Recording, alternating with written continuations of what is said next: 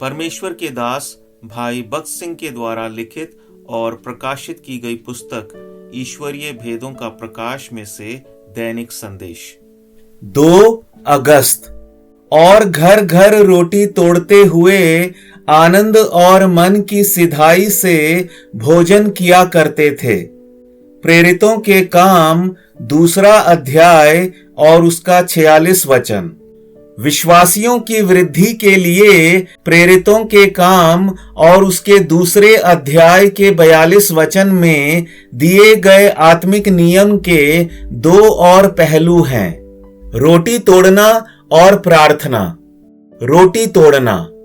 प्रेरितों ने नए विश्वासियों के साथ तुरंत ही रोटी तोड़ना आरंभ किया।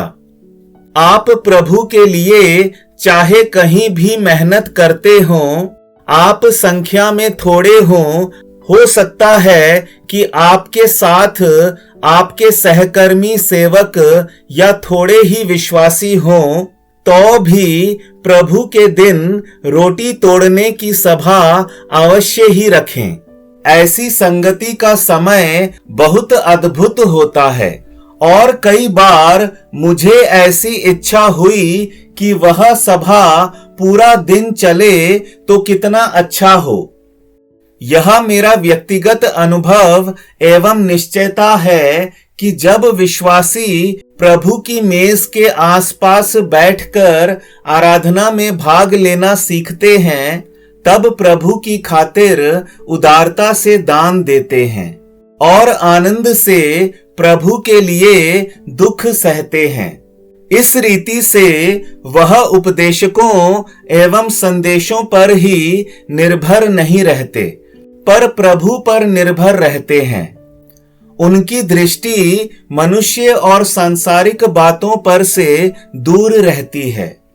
कई स्थानों में जहां आराधना की संगति में मेज की सेवा का भी नियमित रूप से आयोजन किया जाता है, वहां थोड़े ही समय में विश्वासी आत्मिक वृद्धि पाने लगते हैं, प्रभु के आनंद से भरपूर दिखाई देते हैं।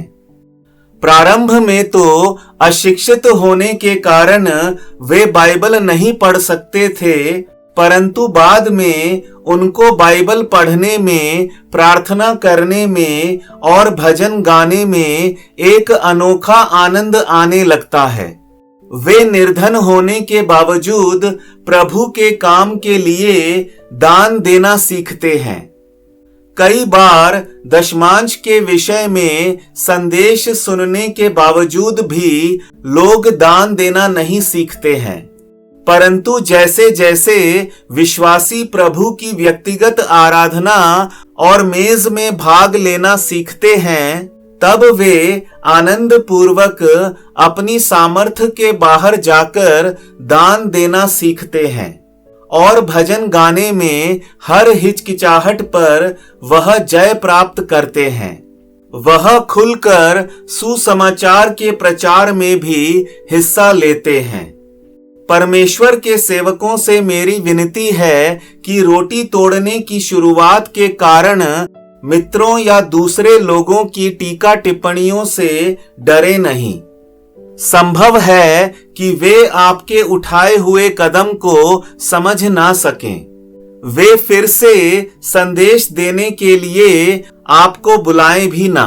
यह सब कुछ प्रभु के वचन और उसकी गवाही के वास्ते है, इसलिए प्रभु की स्तुति करें।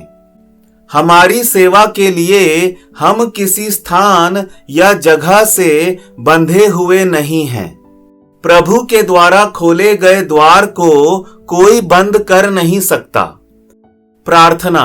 अंत में विश्वासी एक दूसरे के साथ और एक दूसरे के लिए प्रार्थना करना सीखें। प्रार्थना और विनतियों के द्वारा ही हमें हमारी सभी जरूरतें प्रभु को बतानी चाहिए। प्रभु आपको बहुतायत से आशीष दे।